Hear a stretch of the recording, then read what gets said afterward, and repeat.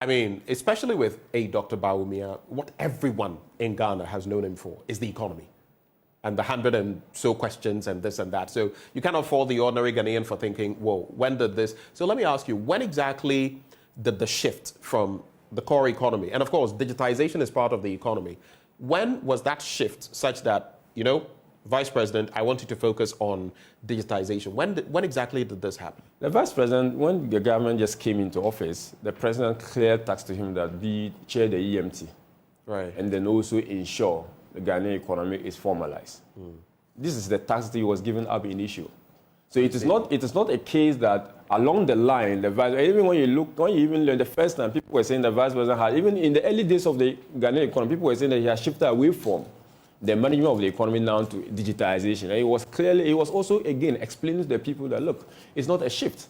It's clearly, there's a clear linkage, like you said in your introduction, that there's a clear linkage between the economy and digitalization, which economists have well over agreed onto as a fact. But the Vice President never shifted. It is actually based on the tax. So ab initio, he was focusing on digitization. Exactly. I don't remember for the first few months of the MPP's tenure in 2016. I don't remember how. I don't think even in the first year he was this, or even second year he was this hard on digitization until other things came through. It's in the latter stages, especially when the economy had not been faring too well, that we saw him really hammering on that. What do you think you can allude to for that development? You remember the Vice President visited DVLA, visited Passport Office. That was the early days of our tenure, the President tenure in office, in the first term.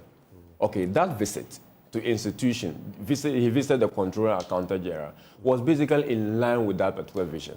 Now, so for me, but even the broader economic issue, the Vice President hasn't run away from defending the records. Right. He hasn't run away from that. The Vice President continually defends the records of the New Patriotic Party in the context of the broader economy.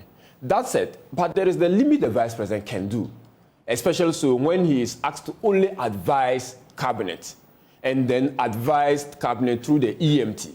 Okay. Probably he cannot do implementation. Even the Vice President, if let's assume that he will make policy proposals, suggestions. It is left for someone to implement them. But you see.